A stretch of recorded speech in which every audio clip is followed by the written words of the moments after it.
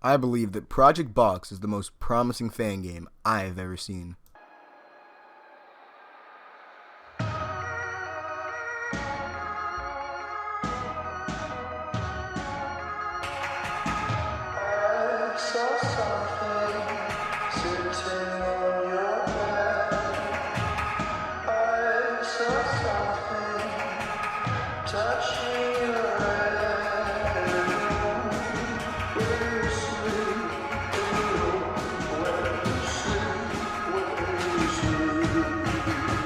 From the gorgeous pixel art to just the mystery behind the entire trailer, when I saw this like 3 to 4 years ago, I wanted to know more. I wanted to play the game so badly. But then, nothing. Just silence. And no game. Just this trailer that was very awesome, mind you know. But nothing about the game's release. Now, come back to 3 years from this trailer. I completely forgot what this game was. I even forgot the trailer. All I remembered was that it looked awesome, but I couldn't remember the name for the life of me. So eventually, I went searching and found out the game had been canceled. Just the saddest thing that could have happened to this amazing, promising fan game. However, some people have came together to make a remastered version. But I'm getting ahead of myself.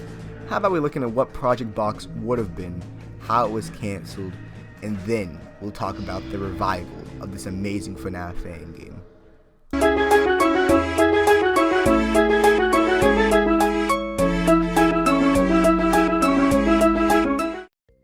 Project Box was a Five Nights at Freddy's fangame being developed by Mediocre Mel. It was based on the book lore rather than the original lore of the games. However, it would have had contradictions to the fourth closet. Here's a synopsis. Project Box takes place only a day or two after the ending of The Twisted Ones. Charlie, the player, wakes up once again in the underground pizzeria. However, this time she is in a room she has never been in before, and it doesn't look like she'll be able to leave it so easily. Patronized by Springtrap, Charlie has no other choice but to survive the horrid nights and solve the mystery shrouding her late father during the lonely days. During the main sections of gameplay, there are 6 posts in the room you can move to and interact with. The monitor, power breaker, a clock, a large box, and 2 doors on opposite sides of the room. This game would have been completely drawn in pixel art using only soft light for atmosphere enhancement, and it would have featured 5 nights and 4 point-and-click minigames. It also would have featured the twisted animatronics from the book, if any of you guys have read those. So has this piqued your interest? Because it sure piqued my interest when I first saw it. This game started development all the way back in December 26th of 2017. That was 5 whole years ago. You know how long ago 2017 was? That was before the cough. I know, it seems real weird when I say that, huh? But if the game mechanics piqued your interest, you'll like to hear what could have been. Here is a little plot synopsis of the intro of the game. What would have been? 01, opening scene. The beginning of the game would have started with a dream sequence. It was to start off at the Michael Brooks scholarship launch, but as each shot changed and alternated, it would have gotten more and more spooky.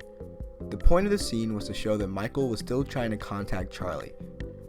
I know Charlie did not speak at the Michael Brooks scholarship launch in the book, but because this was a dream, I wanted her to lol. It would also give insight to how Charlie felt about Michael. First try. 1. Charlie and her friends' designs. I want to take inspiration from various 90s characters and trends when designing the teens from the books. They would be the 6 people on the right on the audience. Her speech changing into Michael's contact. I drew little rectangle doors that the books mentioned Charlie occasionally doodling. For Michael's attempts at contacting her, I took inspiration from the Freddy files and made his handwriting match the messages from that book. There is also a detailed drawing of a door to reference the fact that Michael is good at drawing. 3. Photograph of Michael mentioned in The Twisted Ones. The photograph was described in the book, and I took inspiration from 80s and 90s home photographs with flash. I wanted this to look like a photo that would actually be in your mom's scrapbook lol. You can see that eventually the stuffed Freddy Michael is holding turns into Golden Freddy to make the connection of what Michael eventually became. 4. Final shot of opening sequence. The final shot of the sequence would have been Golden Freddy's FNAF 1 jump scare shot with the FNAF 1 animatronic standing behind Charlie. I wanted the music to start off being a soft atmospheric synth wave. On this shot, it would have escalated into a chilling note. 5. Her speech. Below is her entire speech I had written. Hello everyone, my name is Charlie. For those who don't know, my father Henry co-owned Freddy Fazbear's Pizza at the time of Michael's passing. To be honest, over the last decade, I haven't thought much about the hurricane. I try not to, who can blame me? But coming back here, there are just so many memories flooding back into me. I remember one time when Michael and I were kids, he and his friend shut me out of Freddy's, teasing me. And when I started to cry, Michael realized how I'd been hurt. He kept apologizing through the door. "Can you hear me?" he said. "I don't know if you can hear me. I'm sorry." He finally got my dad and was able to let me back in. He didn't get in trouble for it, at least not as much as his friends did. Now, what Michael would have been like? I wonder now what Michael would have been like had he grown up with us. Of course, he would have been the artist of the group, but much more than that, I think he would have been the glue, the person to hold on to his broken loved ones and do whatever it takes to put them back together. Thank you for letting me speak today. Michael isn't gone. As long as we love him, he's still here. I wanted Charlie to reference the iconic scene from the FNAF 2 where the crying child died outside the restaurant. The idea was that the simple act of Michael letting Charlie back inside the restaurant was what saved her from being murdered by Afton outside the restaurant, eventually becoming the marionette. Though I don't know if that idea would have translated well. Other references to the games include the lines, "Can you hear me? I don't know if you can hear me. I'm sorry," to put them back together, and he's still here. Basically, any chance I got to quote from the games, I took it. I'm gonna be honest with you guys, that entire plot synopsis had me hooked the entire way through. I haven't even read the books because I'm not really that big on FNAF, but I definitely want to learn more about Charlie now. However, as you know, the game was canceled. But something happened. Something inexplicable happened, and the game went quiet. However, that too would be a lie.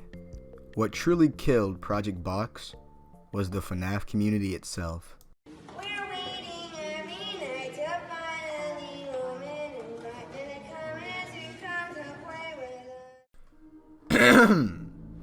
As time has passed, I better understand my relationship to this game, and most importantly, the audience it attracted. I always knew kids were a large portion of FNAF fans, but I didn't truly realize how large until developing this game.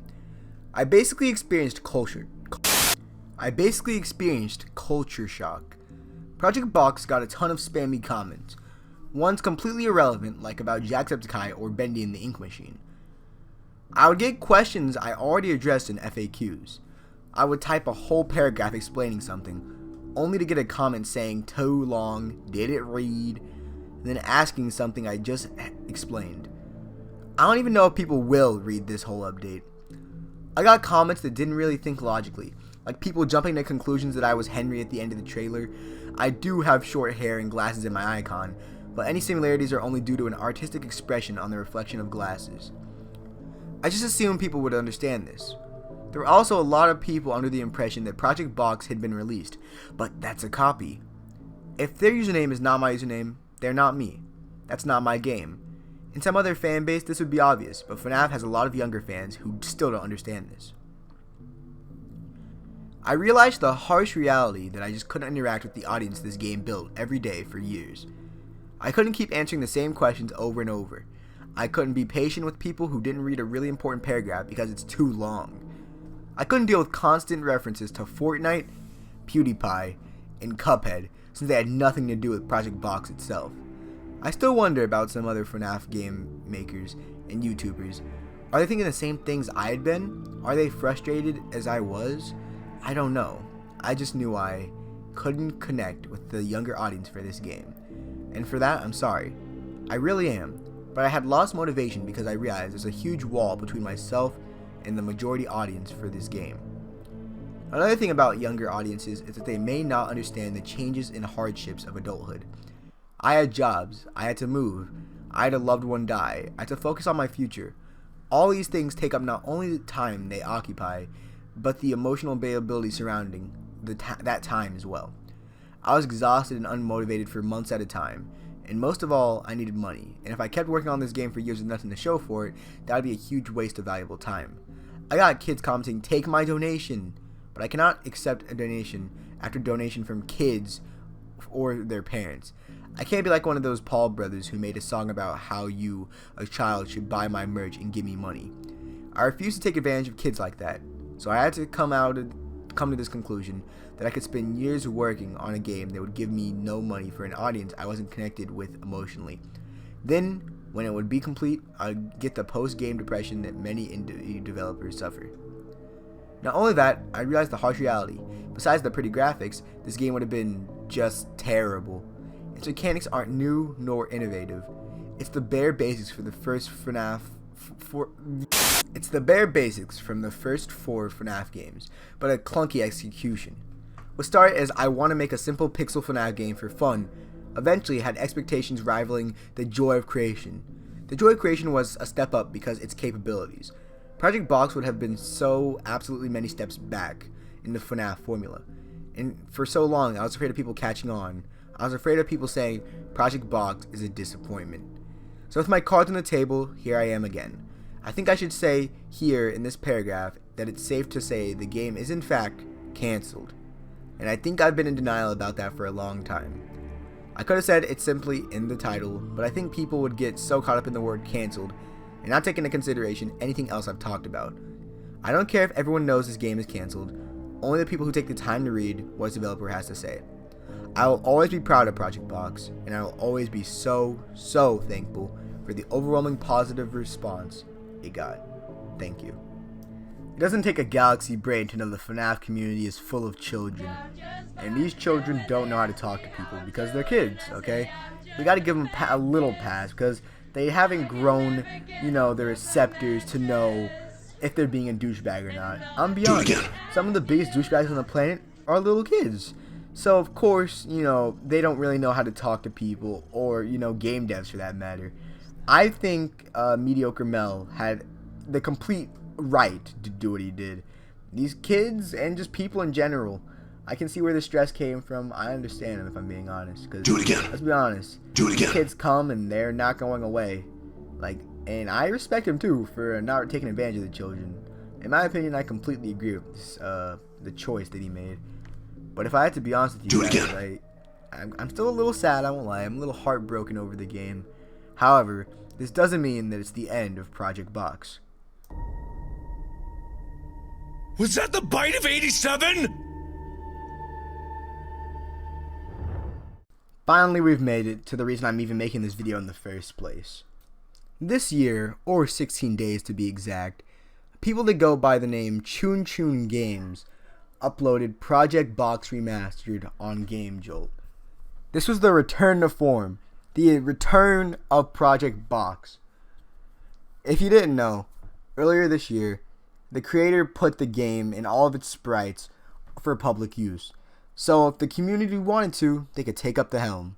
And COULDN Games did just that. And finally, it's in playable form. Now, have I played it? No. My computer gave a Windows Defender thing and I wasn't going to install it. I won't lie to you. But if you want to watch it, I'll have Don Taurus' video in the description. It's the entire demo. The game seems insanely fun and yeah, it seems really simplistic. But I think the story would have carried the game if I'm being honest. So, Mediocre Mel, if you're watching this, I just want you to know, I hope you're doing well, buddy. And yeah, let's get to the conclusion of this video.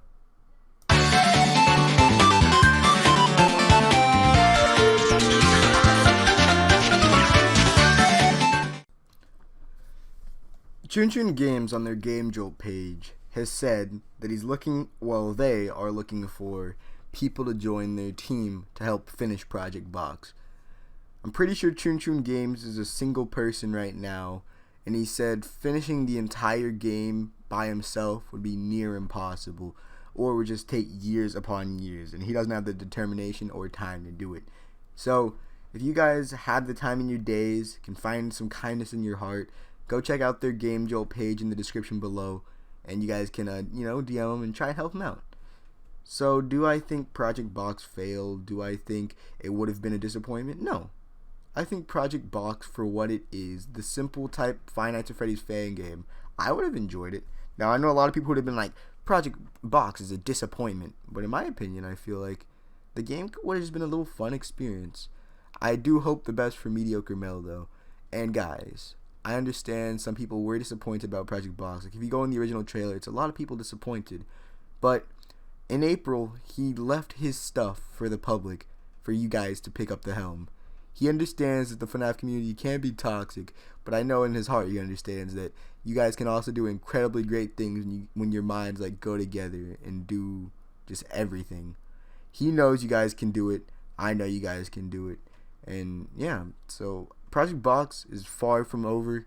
I feel like the community will take it and make it into their own like amalgamation of his ideas and the community's ideas, and I expect a lot of great things. So guys, this is Anna of the Stars signing out, and I hope you guys enjoyed the video. What? You enjoyed my stuff? How about you shoot a sub my way? All your support helps, guys, even a small comment or like. Thanks, and see you guys.